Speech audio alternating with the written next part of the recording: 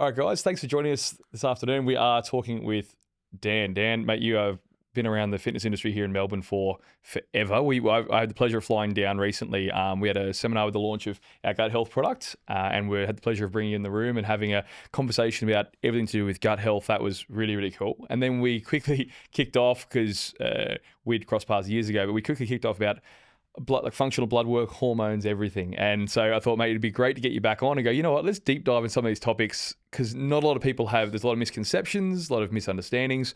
So, man, why don't you give the listeners at home a bit of an understanding of your background, how you got to this place, and just what your sort of background in the fitness industry, because it's huge. Yeah. So I mean, I did my background in training and in the gym was with powerlifting, which I did quite good with. But I mean, my background education-wise, academia-wise, I got a bachelor in biomedical science.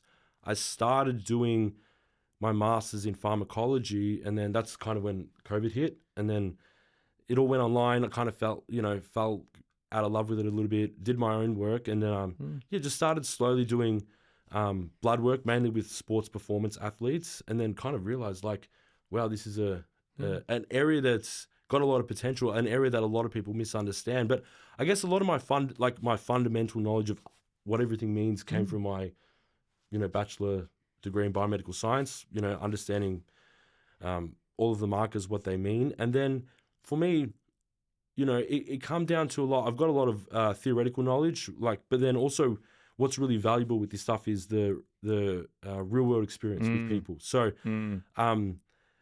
yeah, it's good. It's one thing to know in a textbook what things mean and whatever, but then I pair it with my knowledge working with real world people, different case studies, and then the combination of the theory plus the real world experience allows me to really help a lot of people on this level. Done obviously a lot of self education as well beyond my bachelor degree, but that's where I guess my fundamental knowledge came from, even just the language of it all, understanding what it means. And now it's an area that's like I said to you before, it's so popular, people seem to love it, and now I'm even doing education with some other coaches, some other teams on how they can help their clients in this area. So I mean, and like I said, I do a lot with sports performance, but then I do a lot just with males, like, HRT, TRT, just overall health. Even just sometimes I just help people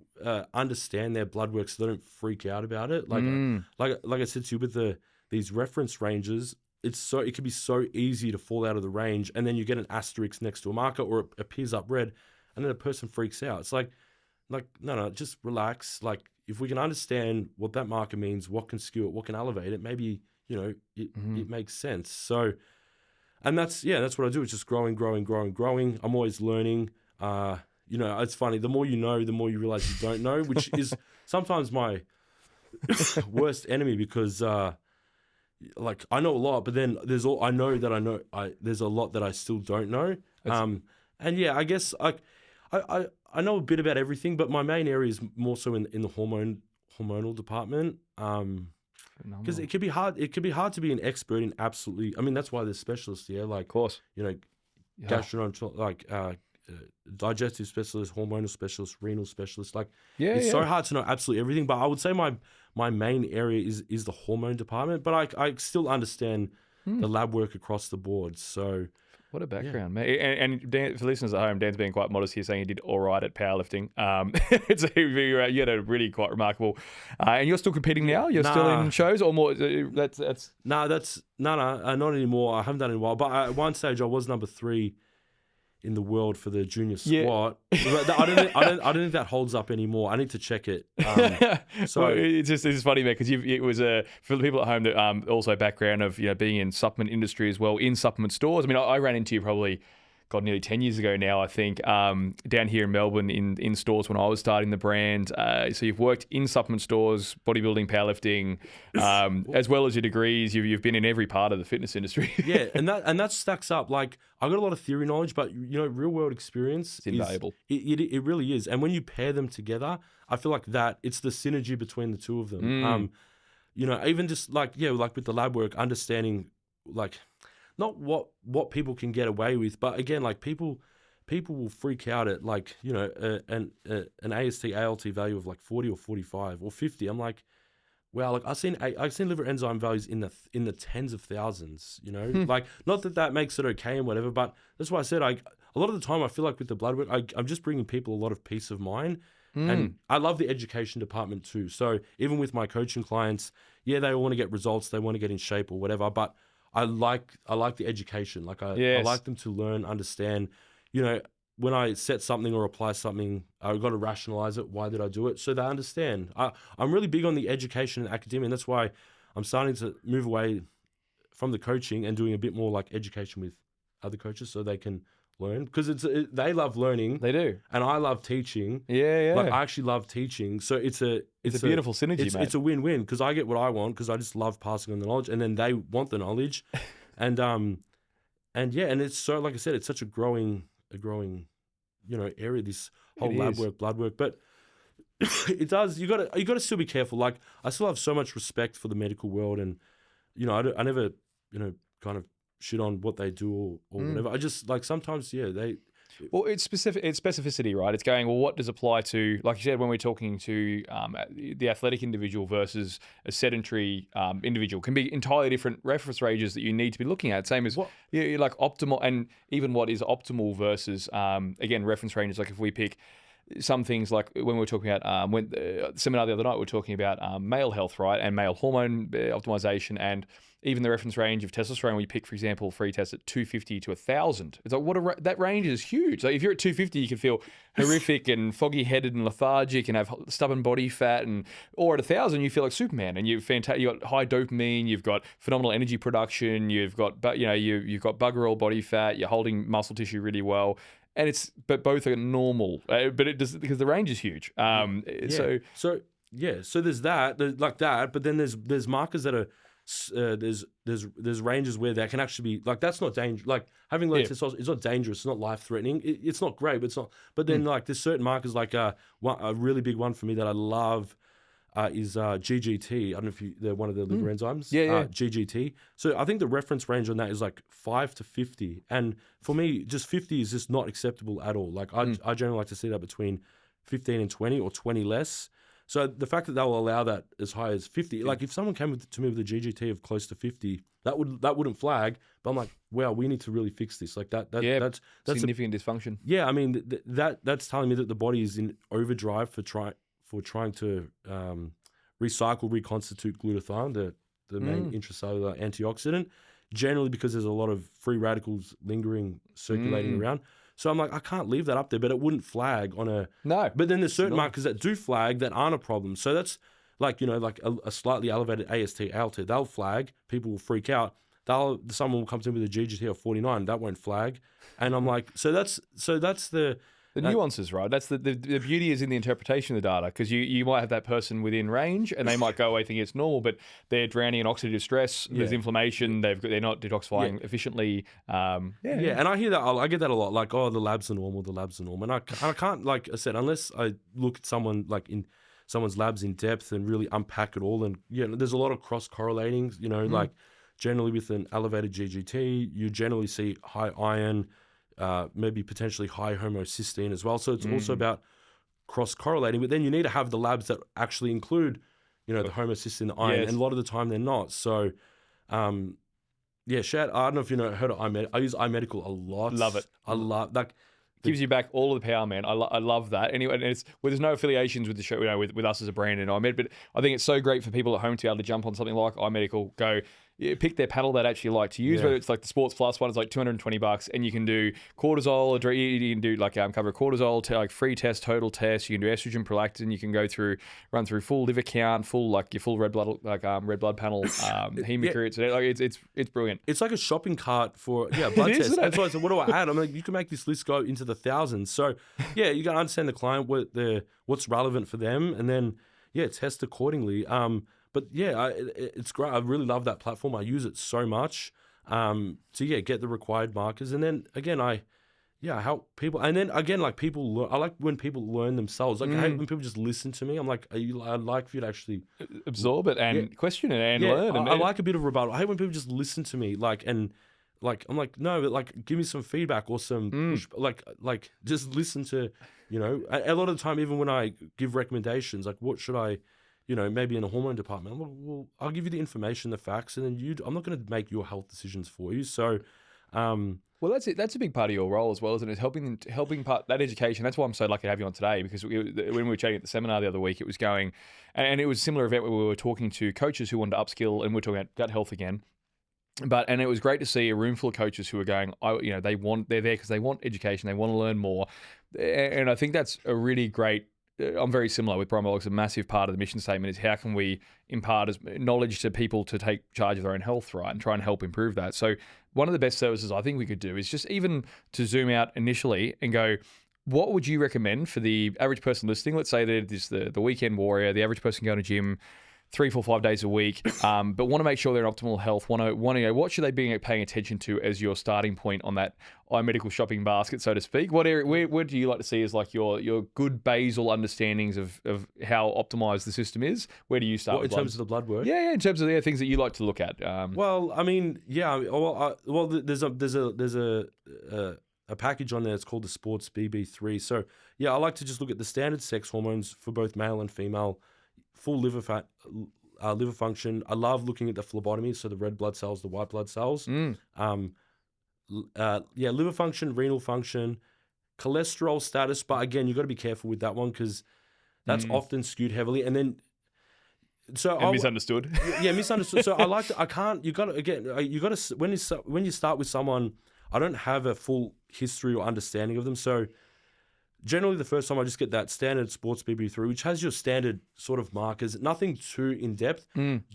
Generally, then I'll have a look at it. Something might flag that will then prompt me to want to follow up when they do their follow-up labs the next time. That'll request a few markers deeper. Meaning, for instance, I love looking at cystatin C for kidney health. I feel like that's the most. Have you heard of cystatin C? No, this is a good one. Let's unpack it. So cystatin C is a protein. It's actually quite large in size. It's much larger than creatinine, right? So okay. So we know, I'll give you this. This is an example. And this comes up a lot, but I don't know it off the bat. I have to see someone's initial labs, and then the next time I'll potentially ask for cystatin C. So generally, the clientele, you'll see urea, creatinine elevated on a blood test. Pretty much all the time. I'd say 95% of the time I see those two elevated. Yes. And then people freak out. My creatinine's up, my urea's up, and then as a result, what's low?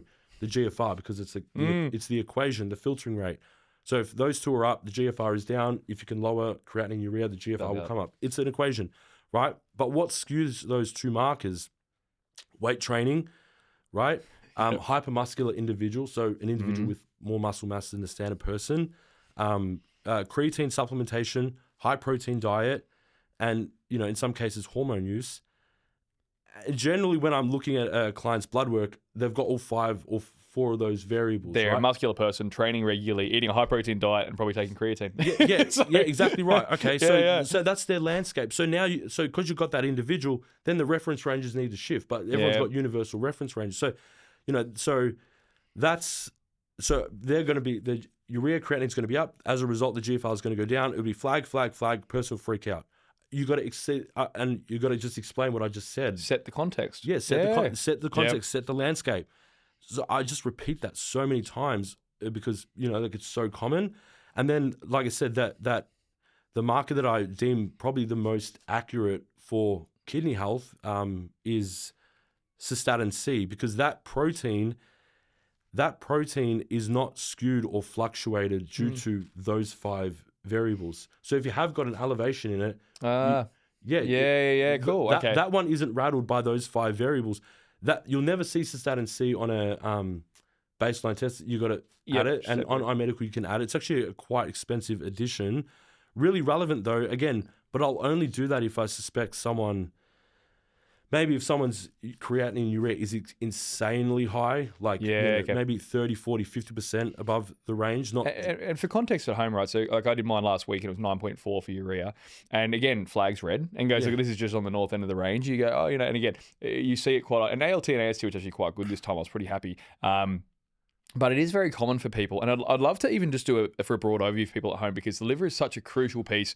When I've done seminars in the past talking about hormones and how it's so crucial with phase 1 and phase 2 detoxification, whether it's methylation, acetylation, conjugation, sulfation, whatever it is, the liver's like the absolute powerhouse behind so many functions in the body.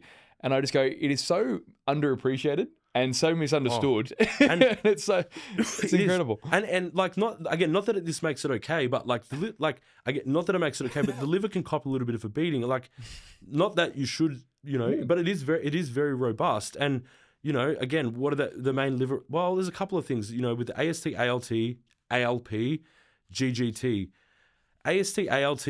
They're the main ones that people look at for the liver, but they're transferase enzymes. ALT, AST are also found in muscle tissue and can leak out into the bloodstream, especially after heavy exercise. Yeah. So, and that's another thing. So, again, you just got to paint the landscape. Like, I repeat this like so many times. Okay, your AST, ALT are up, and we know there's plenty of research and data to support this. If you want to look at your liver enzymes without any bias, honestly, with what the research says, you need to at least have 8 to 10 days off training. But I don't look at blood work after 8 to 10 days off training. Someone will be like, "Oh, I had 1 or 2 days off." I'm like, "Oh yeah, well, that's not going to do anything. Like, it'll still be skewed from that." So, because and actually sometimes I use AST, ALT as a marker for training status, training intensity. Meaning, if I've got a client that's saying to me, "Dan, I'm training the house down. I'm, going balls to the wall, really killing it," and I look at the AST, ALT and they're like, it's in the 20s. I'm like, are you? You can also though. correlate, with the creatinine, because generally hard training will elevate creatinine. So you can put, training. You can just look at. It's not gospel. Like, you can have low ALT, AST and be training hard, but it is an area that I look at. And the like I said, the main liver enzyme for me is that GGT, that gamma glutamate transferase. So the body's ability, essentially, what that marker means is your body recycling, reconstituting glutathione. So if it's elevated, then they're pumping through a lot of glutathione. They're needing to recycle, reconstitute a lot of glutathione for a reason. There's a lot of free radicals. Oxidative stress. Yeah. Glutathione amazing. And I love glutathione. It is such a... So when NAC got bashed post-COVID, I was so upset because N-acetylcysteine is such a brilliant... And there's a lot of other glutathione precursors, but when you look at all of the amazing benefits that glutathione flows onto, and even just when you introduce someone, and not even at a massive dose. If you put someone even on a high quality, like a liposomal glutathione or high doses of NAC throughout the day, man, the flow on benefits to immune function, oxidative stress markers, it is an amazing supplement for general health. Even if you're not training, you should be looking at it. If you're training, you should really be looking at it. It's so beneficial for so many areas, and so many pathways rely on it. Yeah, I love it. And then the marker that represents that is the GGT. So, but the range for GGT is like 5 to 50. If you're up at like 49, 48, like that's a lot of demand. But it's still in the range. So, I mean, GGT for me, ideally 20, anywhere from 15 to 20. I love that marker. And then obviously you got the ALP. ALP is interesting. Helps synthesize creatine phosphate. But the center and the base of that enzyme is magnesium dependent.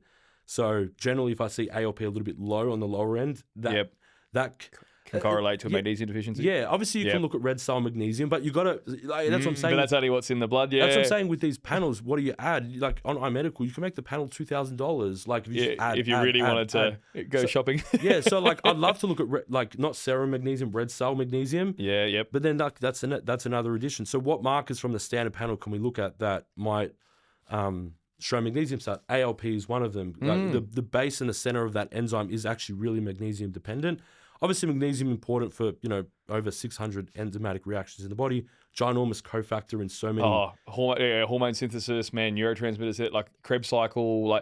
So magnesium is one of those ones, and I'd love to pick your brain on this because there's two massive supplements that are super common, creatine and magnesium, that you've just touched on. And I think so many people, there's so many myths, people with creatine and creatinine, people with magnesium as well, and how much is optimal. And the RDI, in my opinion, on magnesium is tragic. Because even on high dose, when you've got the average person training 4 days a week, the magnesium demand increases so much more than the sedentary individual. So a lot of your clientele who are training 4 or 5 days a week, heavy training as well, when you look at the magnesium demand, it is massive. And it's the wheels fall off when you are like mine, I've had phases where I've done 2,000 milligrams a day of total magnesium intake and still come back borderline deficient. And even at a range where you go, it's double the RDI in elemental magnesium. And it's just so responsive if you're stressed, if you're constantly on caffeine consumption, if you're overtraining. There's so many cofactors. So I'd love you to go, what are your recommendations with magnesium and creatine, and also maybe debunk some myths around the creatinine thing too while you're there?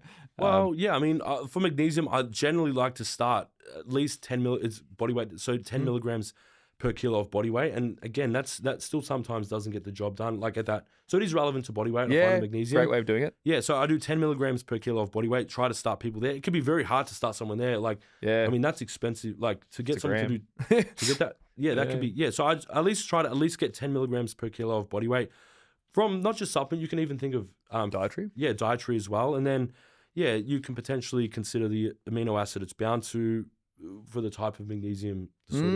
Please do, because I love biglycinate. I love my L-threonate. But I would love to hear, because there's so many, and there's so many that are suitable for different jobs when they're bound to different amino acids. I like to sort of almost tailor them to the hormonal product. I'll use like an amino acid chelate in my estrogen formula estro. I'll use biglycinates quite often in my threonates in my sleep products as well, because I love glycine. But I'll use citrates around training times with performance, and well, that's it. Like I like the citrate because the citric acid cycle, bound to citric acid.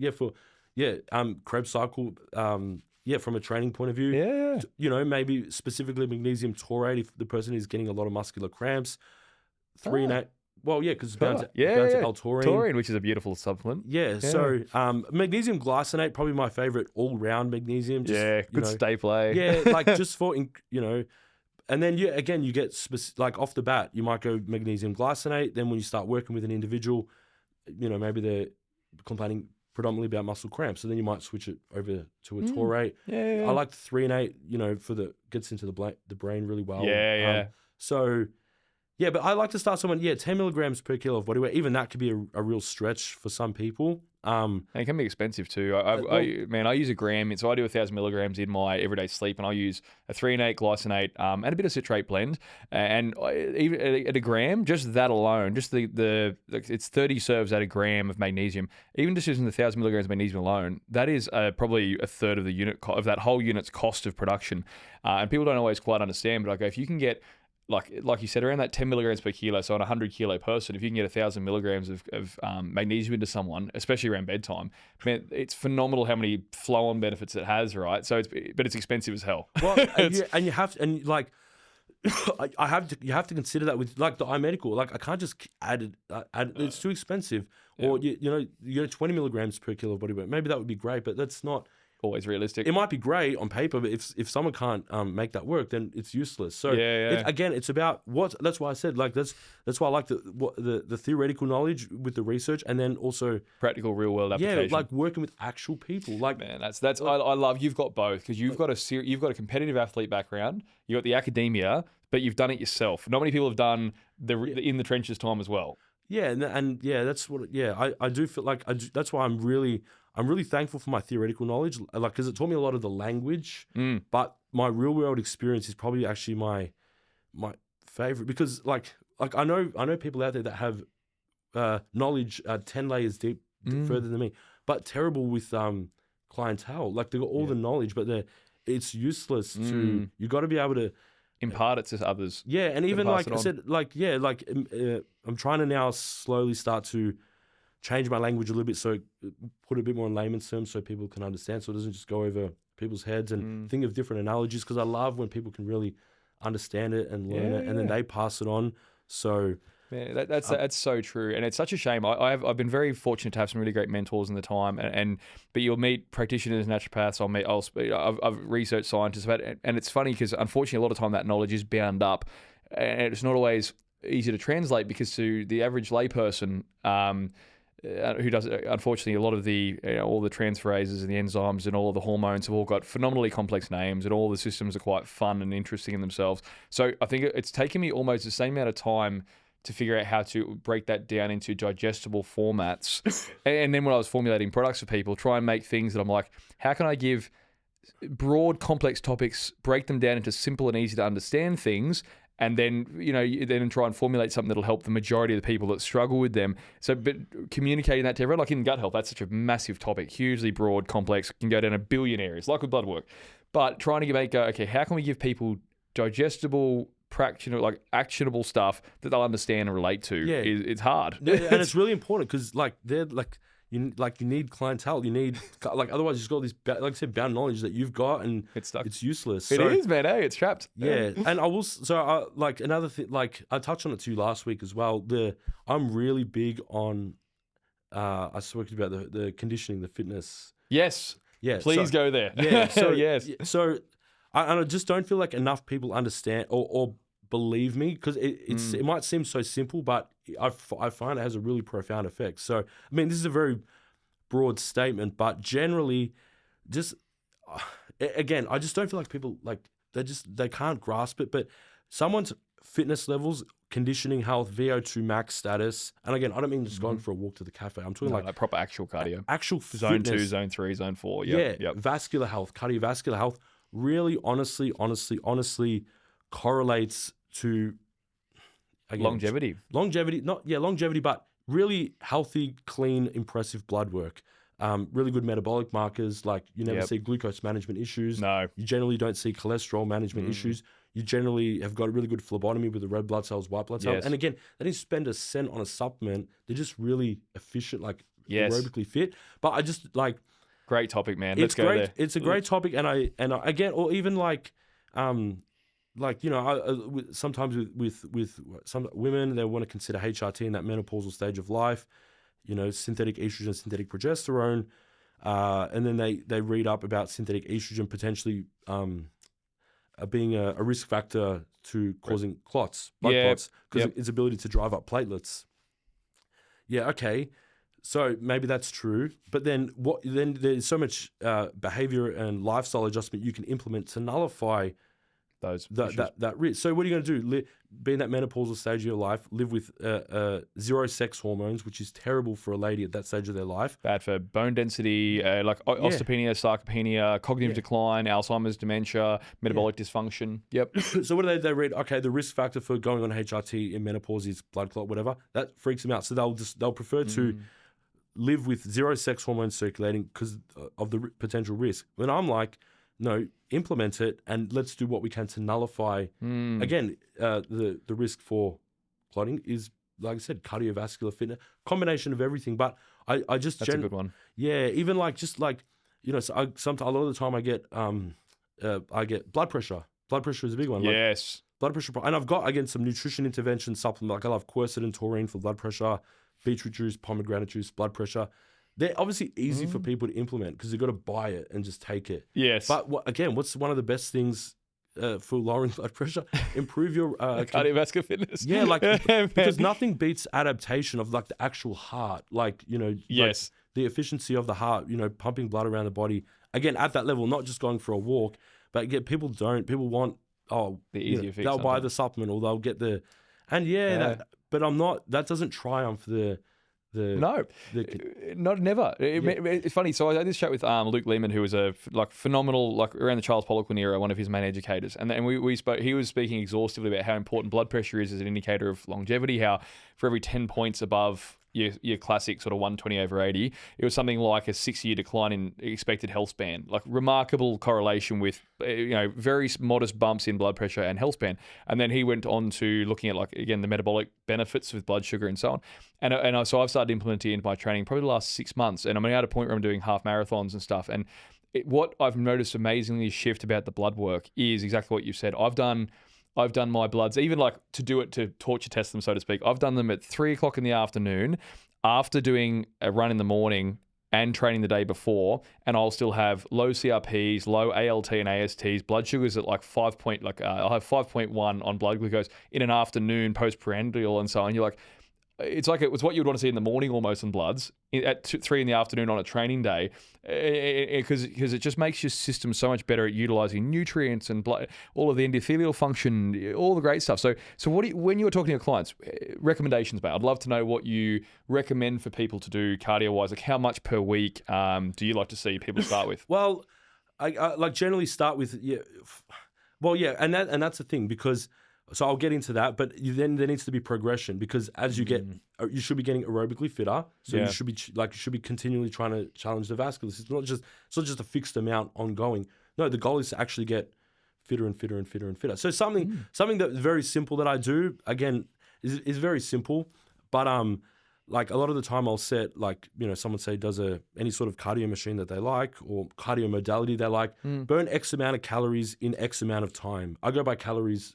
Yep. I don't give time requirements. I give calories burned, right? So, I need you to burn 400 calories in 25 minutes on X machine. This is very simple, but it works. They'll burn the 400 calories 25 minutes. Okay. So now let's push it for 23. Then let's push it for 22. And then all of a sudden, after 10 weeks of doing that, then they're doing it sub 20 minutes. Week 1, they couldn't do it sub 20 minutes. Week 10, now they do that in that same work sub 20. What's changed? The conditioning. Adaptations. Yeah, the adaptations. And then what do you get flowing from that? The blood blood work. I don't want you to just keep doing 400 calories in 25 minutes just ongoing. Like, no, we need to keep challenging it. And then, I'm doing it sub 20, sub 19. Wow, you couldn't do that in week 1, but you get those adaptations. And trying to actually everyone comes, for training progress, physique progress, big biceps, whatever. But I love progressing someone's fitness. Yeah. And then obviously as a byproduct or secondary, it is calorie burning. But I really love, and that's an area that I do with a lot of my clients, is getting them aerobically fit. And if they have to eat more food, then so be it. It's a bonus. Yeah, well, I love it, man. Yeah, they're like, oh well, So I'm many trying to put on weight. Well, all right, well, we'll do that. We're still going to do the aerobic. You're just going to have to eat more food, because obviously it is calorie burning. I want those heart adaptations, obviously, especially,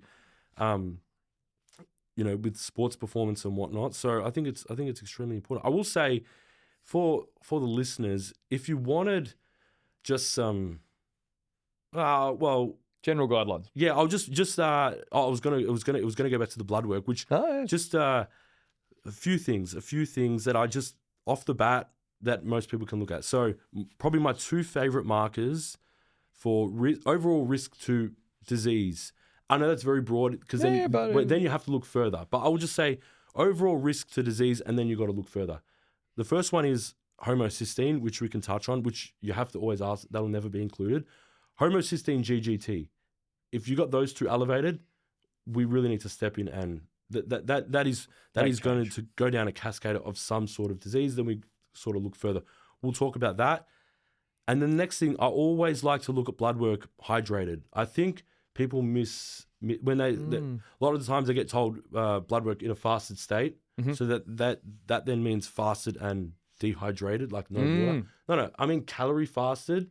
And I generally like, a liter to a liter and a half of water 45 minutes prior to blood test. You know why? I mean, hydration status can actually skew a couple of markers, mainly the red blood cells. So we filtration. Know sorry? Yeah, filtration. Yeah, right. And the kidneys, the urea, the creatinine, that can be organic, that can be artificially elevated if dehydrated. Yeah, because you've got the dilution of the blood. You've been sleeping 8 hours overnight, you dehydrate. So, but the main one for me is we know that the blood is 50% water, 48% red blood cells, 2% white blood cells and platelets, right? Yep. So if you're dehydrated, and we know that 50% of your blood is water, and you're dehydrated, you're going to artificially raise red blood cells. Wow. They're going to be artificially skewed just from dehydration. So your red blood cells hematocrit will organically be a little bit higher if you are dehydrated. And then again, that could flag. We dehydrate. So always, I want that. That's a big one. So if people want to look at their blood work and get it checked out, I do like fasted, but that doesn't mean dehydrated. So a liter to a liter and a half of water, 45 minutes prior to the blood test, I think is, again, for accuracy, that can also slightly bring down creatinine and urea, or give them more accuracy. That can be artificially up if dehydrated. So that's clever. Yeah, I mean, I can't look at everyone's blood work, but if people are getting it out there. Sorry? Very good principle, though, because I think that some of these things are quite, because a lot of people who, especially a lot of your clients, I'd imagine, I mean, one, they might not have done blood work before. And even if they have, if you're lucky enough to get a client who's doing it regularly, again, sometimes just even the misconceptions around some of these good practices and principles. It's like when you're going to get body scans at a store, for example. Again, much more simplistic, but similar sort of thing where quite often there'll be misconceptions around people going, you shouldn't have caffeine beforehand, food, minimal water as well, and it can be skewed by some other fun stuff. So, like with same here, it's really good to give people some practical tips and simple things. Just wake up and hydrate before you get on there, and before you run your bloods. It could actually otherwise skew your numbers. That's an easy, actionable take home. Listeners can throw straight in. Yeah, that's what I'm saying. I always got to set the landscape and the context for the client. So hydration status is important. Then we go, like generally the liver's up. So I've got to. That's what a lot of the work that I do, because I just got to like set the scene, set the landscape, and then unpack it from there. So yeah, and then back to, like I said, you like to look across the board, but for me, like the first two things I look at, if provided homocysteine is on the panel, I go straight homocysteine, GGT, and then I unpack from there. Those two for me are, overall risk to disease. Like I said, high GGT, a lot of oxidative stress, a lot of free radicals circulating. We got to address that. And then, have you heard of homocysteine? Yeah, and I'd love to, because this is a big topic in more the biohacking world, right? Like when I work, that is a conversation they're actually like really mindful of. Whereas and I like you did like oxidative stress status as well, because I think I'm looking quite often at CRP as well. I think that's a really good one. That I like to look at HbA1c as well, more in the talking back to blood sugar and stuff. But I would like you to dive into homocysteine for people, because especially active individuals, it's very relevant. So please, let's touch on there for a second as well. Homocysteine, it's part of the methionine cycle. Yep. Right.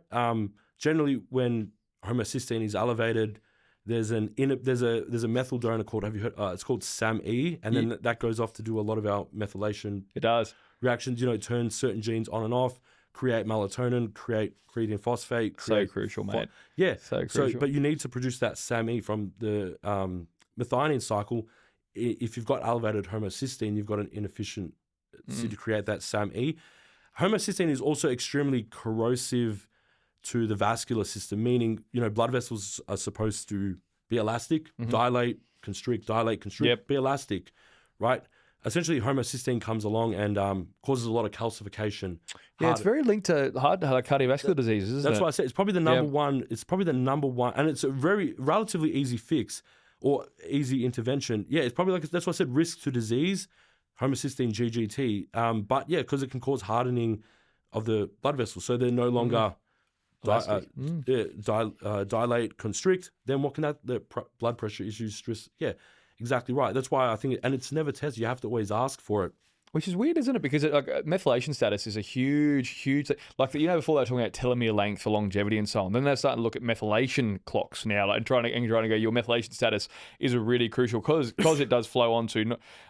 I started looking. I crossed paths with methylation early on, but more in the hormone space, and looking at people's ability to metabolize hormone. But then realizing and when we're active individuals and we're just burning through buckets of ATP, and we're really just revving that Krebs cycle up, we want to be looking at methionine, and I think it's it's like the unsung hero in the amino acid world. Like, a lot of people don't understand even creatine monohydrate itself is built out of methionine as one of the amino acids that is what creatine is made of. It's actually a building block of creatine is methionine. Yeah. So, man, I think, but it was quite funny. Now it's starting to get, like, homocysteine is starting to be brought up in the longevity and cardiovascular preventative space as a real marker to watch for. Well, yeah, I mean, elevated homocysteine will cause the breakdown of antioxidants, and then what do you get if you get a breakdown of antioxidants? The GGT goes up. Yeah, that's what I said. They're very correlated. And again, so yeah, you can test for homocysteine, but then generally, I can't even remember the last time, like the MTHFR reductase, Jim.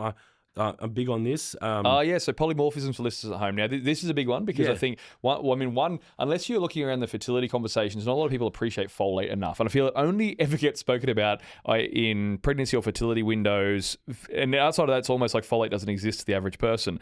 But I think and when you look at like polymorphisms like the 5-MTHFR genes, and you start realizing like how it can affect iron and B12 and so please, I think that's a really great one, because supplementation is. Supplements, obviously, I love them. We're a supplement company. But I think when we're looking at when we have some underlying conditions, and doing some simple things like swapping forms that we use can be so crucial, and it has such a big impact on health. Well, that's exactly right. Yeah, and I can't remember the last time I looked at an MTHFR genetic test, and I didn't see a mutation. It's very, Really? but Yeah. yeah. Then people like, I had people freak out. Oh, I've got a mutation. I'm like, well, okay, like genetically, it's very, very common. I think it's 2/3 of people do actually have. I need to brush up on that, but extremely common to have the mutation. Then people freak out. It's not too alarming, and it's like, what are you going to do about it if you've genetically got the mutation? Like, Yeah. so you work around it. So then that's the inability to convert, over to active folate, which is really part of that methionine homocysteine cycle. Very linked. So generally again, if you see a mutation in the gene, you'll generally see the homocysteine up. Yep. So And again, GGT up. yeah. There's a lot of cross correlating, and then for that I always like giving active B9, active B12, trimethylglycine. So methyl donor, beautiful. A lot of people at home betaine, like trimethylglycine, is a fantastic supplement. Love it. Cheap. It is good dosing bracket. Yeah, paired with active B9, methyl tetrahydrofolate, methylcobalamin. Yes, and then the two enzymes that are responsible for trimethylglycine are zinc dependent. So many cofactors, sort of. But bees are so misunderstood lately, and the news is bashing B vitamins at the moment. I'd love you to speak. Like I use methylcobalamin in so many of my formulations, and people feel phenomenal. And when you're doing bloods, and you look at the ranges, and they're already sitting at like 150 or 105, and you use a really good quality methylcobalamin for a good few weeks, and they're up at like 250s, 270s in just a few weeks, and the energy difference you see in them, and how much more exuberant they are. And and that's an area I look at, like with supplements. Like if I see like cyanide cobalamin or like good companies use good the methyl forms, but I mean between magnesium, B vitamins, and zinc, they probably cover over 2,000 enzymatic reactions in the body, especially like the Krebs cycle. To run that cycle, the electron transport chain produce energy. You see a B vitamin at some stage of that almost cycle. all of them, really. Yeah. Magnesium and a B6 or a B1, like a thiamine floats around. Almost all of them, there's glutathione in that as well. So something like energy production, pre-workout. Well, Does my head in. Yeah, I mean, B vitamin, okay, maybe you don't notice it, but it's helping in so many other departments, like even neurotransmitter synthesis. Yes. Very B6 dependent. Like tyrosine hydroxylase and stuff is all B6, B12. So I mean, you can't lose. I mean, it's a water soluble vitamin. Maybe you slightly overdose on it. You excrete, a bit of, like, it's not like something like the fat soluble ones. I've got body weight dosages because they're fat soluble. You'll store them, but the water soluble ones, if you overdo it slightly, you'll like. Secrete them. Yeah, you'll secrete them. So, I mean, I put them in so many things. I really think for the average person listening at home, and if any of these things are going over your head at the minute, I think some of the great take-homes here are saying magnesium, zinc, and B vitamins are really quite good. And the ones that I might be wrong, I'd love to hear, the ones that I use quite commonly in my formulations, I'll do a B1, B6, B12. B1 because I often find, especially if someone's got a high-carb diet, high sugar, it's so tightly linked to Krebs cycle and carbohydrate metabolism. I'll use B6, really great in my energy and performance formulations. B12, just the all-round, especially for stressed people. I find that if you're someone who's stressed at home, listen to this, all the time, the Bs take a hit, but B12 takes a hit when you've got like elevated cortisol and you're always just in flight or fight. So I love those three, and I'll quite often phase in the rest. I'll do some B5s and B9s and stuff, but they're my sort of staples I've got in a lot of my different formulations. I'll do it in my greens products for a basic micronutrient one, but also my pre-workouts. I'm not a big stimulant person, and I love you said everyone goes, pre-workout for energy. It's like, no, but caffeine is an energy system, people. Like we're just getting our nervous system. We're lazy. The supplement industry is very lazy at going, let's just use caffeine as a band-aid. But it's like, what if you can get your mitochondria producing energy efficiently? We don't need buckets of caffeine to get us in the gym. Well, that's the thing. Yeah, I mean, ATP is the energy currency of the body, and also as well, like, yes, mitochondria is responsible for that. How do you get more mitochondria? More skeletal tissue, more cardio.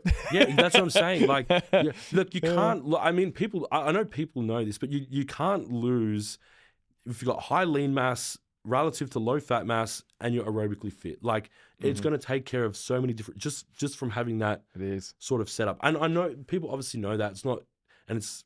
I don't think it is, but I think especially muscle mass. I think it almost got bashed for a while there. But it's when you look at longevity and like, I mean, even some things like they're now starting to see VO2 max, yes, massive indicator for longevity, but even things like grip strength and is so tightly linked now to like life health span and the amount of muscle mass you're going to have and how protective that is metabolically, but also for because obviously we have sarcopenia as we age as well. You got to look out for like muscle wastage at 1 to 2% a year after 30. So you've got all these like things working against you environmentally, where our hormones are declining, our testosterone in men's declining, our estrogen is declining in women, our bone density is declining, our muscle mass declines over time. So everything's on the decline.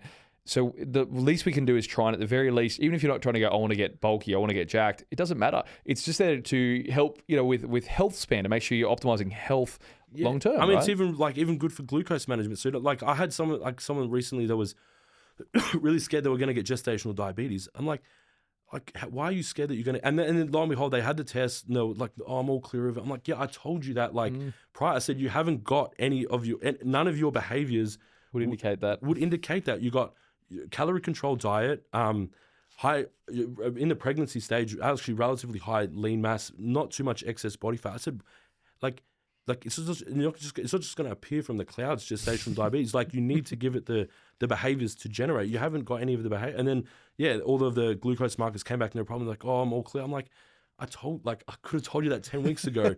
So that's what I'm saying. Like, high lean mass to low fat mass, aerobically fit. Like, you take care of a lot of air. And again, that doesn't cost a cent. Like, You bingo. It doesn't cost a cent. It doesn't, and it's stuff that we can all do. I travel a lot, and it'll be no matter where you are in the world. There's a road. If there's not a road, there's a dirt path. You can go for a jog, right? Doesn't matter. And I think it's something as simple as if you can't get a gym workout in, anyone can start tomorrow. Can listen to this podcast and go, I'm going to go for a run, try and get some protein in my diet, and and if we're going to take something cool, but if we're ticking some of these basal boxes first.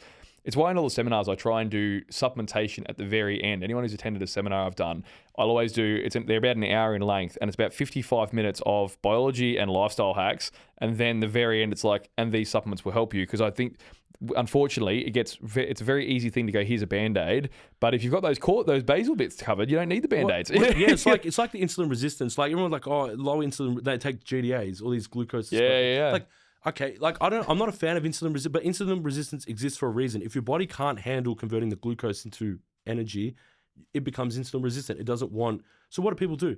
They try and take GDAs to force the body to put glucose into the cells. It doesn't want to put it in there because it can't handle. There's a reason. Yeah, so people take GDAs. But no, it doesn't want to go in there for it. You're trying to force a process that the body doesn't want to do. That's why.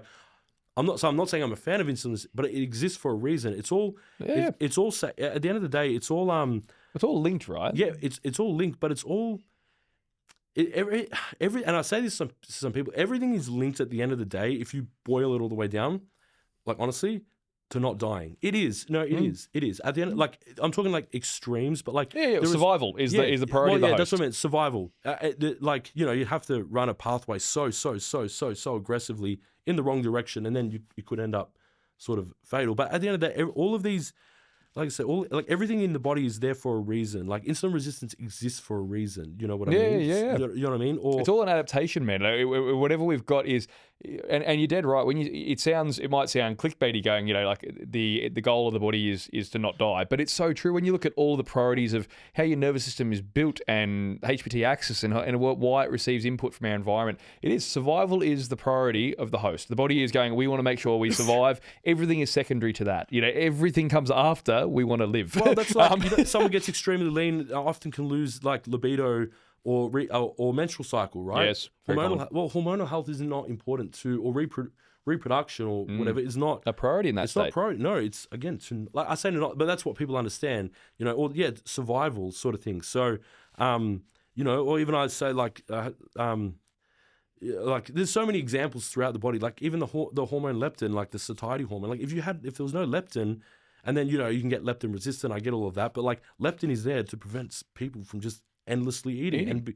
And if you eat enough and, 100, 150 kilos, 200 kilos, like it can end up problematic. Like there's these people, like I said, everyone's, I hate insulin resistance, no good. No, it's there for a reason. Like you've created it. Yes. You know what I mean? And again, get yourself out of it, high lean mass, low fat mass, aerobically fit, instead of just GDAs, just let's just shuttle or metformin, put everything in there. No, like change the tissue type, you know what I mean? Get the adaptation going. So adaptation's a big one, isn't it, really, man? Because we're and you said you like when people engage in your work and are talking back to it. And I think when I listen to what you've been saying in each of these areas so far, you're dead right. It's cause and effect. A lot of these systems are like a lot of your systems are related, but there's a dysfunction for a reason, and you need to fix the root cause, or you'll have those downstream effects. And that's true for the situation you said when you've got, even when you have the like amenorrhea conversation where female biology downregulates in a long calorie deficit, you know, or extreme stress will do certain things as well. Or if we're always, you know, our body is always just basically, our nervous system is always just interpreting the environment, looking for signals, and it'll act accordingly. And so we just need to give it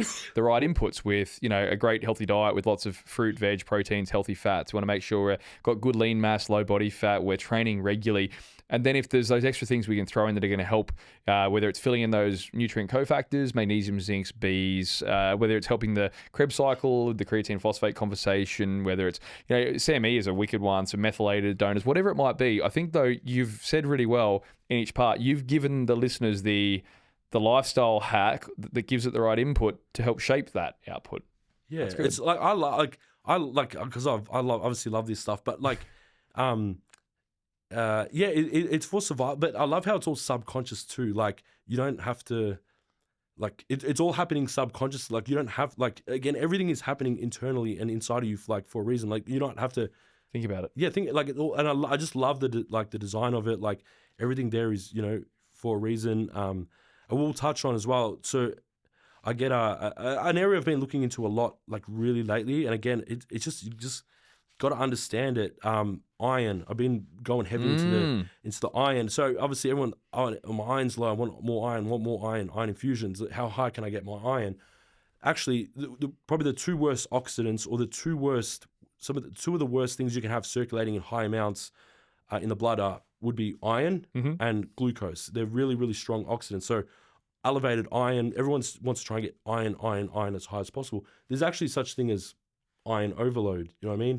Because I don't know if you heard of the Fenton reaction. So iron converts from +3 to +2, creates a ROS, free radical, high free radical, what ramps up because you've got GGT. Use up all your glutathiones, then you've got a poor ability for your body to handle oxidative stress. That's what I'm saying. I always go to GGT. It's everyone goes AST. No, I go to GGT. Like it's my favorite. Like I love that marker so much, along with the homocysteine. Another bad stigma. Yeah, how high can I get my iron? Well, no, we don't want your iron. There's a reason that it's got a range that it likes to sit in. Everything's in balance in the body, right? Homocysteine. You'll always find your homeostasis, right? So, but iron is an interesting one because both like. You do often see it, big debate on, again, there's forms, whether it's ferrous or ferric, and with men and women, ranges and requirements, and with menstruation and so on. So I'd love, as a big take home, because we've only got a few more minutes left with you, Dan, but I'd love, as a big one, recommendations on iron for dosages wise that you'd like to see men and women, or even if it's, a supplement you'd recommend regularly. And then part two, one of your final favorite supplements you'd like to recommend for your clients as a good coverall, as a good all rounder, just something you throw in because you know this will help with a million things anyway. Okay. Well, I mean the iron one, I know you want an answer to that. I mean people want an answer to that, but it depends. It does because I don't like seeing elevated iron. I said elevated iron is actually a problem for me. So if someone has already got good iron stores, I don't want to give them further. Like I said, a lot of testosterone usage drive iron up, so like infusions drive iron up. If iron is already up, you don't want to shoot up. It's a really, really big oxidant in the blood, creates a lot of oxidative stress, and then that's got a lot of effects. But again, that affects the fertility department a lot. I do a lot of the fertility work. You look at iron status, oxidative stress, GGT. So I know people want an answer for that, but you really, again, look at your labs, see where your iron's at. And to be honest with you, if you really want to assess your iron status, I don't actually look so much at the iron value itself, even though it's called iron. I put more value on you'll see transferrin saturation. Normally it's a percentage. I like to see that anywhere from 30 to 35%. 35% is really good. 35% of a transferrin saturation. So again, you don't normally see that in labs. You just see iron. You'll never see transferrin saturation. So I've always got to add it. Yeah. Recently, I looked at someone's labs on TRT. transferrin saturation up at like 90%. Oof. Oh, Oof. see, and that's the thing. If you got a client like that, no, you don't want to give them iron. That's the worst thing you could do. I love bring it down. Quercetin. Well, again, Love quercetin. Yeah, love quercetin, man. Beautiful bioflavonoid. Yeah, lovely. you know what? That was going to lead to the last. But like, if I have so many supplements, like you can't. Well, get 3 then. Let's go your top 3 that are like the cure-alls that you love to give that most people would benefit from listening at home today. Going, you know, what supplements are good for a heap of areas? You know, like okay. Well, if that's the question, I would go with well, I would go with quercetin, phytosomal form of quercetin. Black seed oil. Yes, I knew you'd say black seed oil. Beautiful supplement. Because you got to pick. If you got 3, you have to hit. You have to hit. You can't pick 3 and hit 3 areas. You try to pick 3 and hit 20 areas. Yeah, and well, you'd have to go like something like I love the Thorn Multi Elite like. Oh yeah, pick a multivitamin. Yeah, because again, you have to go all rounds, and that one's extremely comprehensive. That it's hard to limit to 3. I understand it is hard. So I'm trying to hit like over 30 areas with just those 3, but probably black seed, phytosomal quercetin, and a really good grade multivitamin, and then magnesium, zinc, B vitamins, creatines. Are your staples for the performance ones, but those are your cores, right? Well, yeah. I mean, you're gonna get a dribble of magnesium in the multi, a dribble of zinc in the multi, but it's hard to limit the 3. They're in the discussion too. The zinc. Yeah, zinc, magnesium. I mean, I'd love you put that in there because, like, I just threw it in with Everyday Gut Health recently as well, and it's funny put it in the gut health conversation, but it has so many amazing benefits. Whether it's like it'll enhance the bioavailability of curcumin for one, but it'll also help with, like you said, glutathione, oxidative stress. It'll help with inflammation. It'll help with. It is such an amazing just everywhere. So like when you look at all the parts that it has benefits in, then you get the bioflavonoid part as well and the antioxidant capacity. You're like, this is an amazing supplement. Like this will do so many things. It picked up a lot of traction in the COVID period. Like that's what really accelerated it. Yeah. NAC, quercetin, I do love that. I'm just really big on the oxidative stress, lowering that. And quercetin does a really good job of that. So I mean, I guess like in a nutshell, that's a lot of what I do. So it's not. It might seem. It's just people just need to understand it.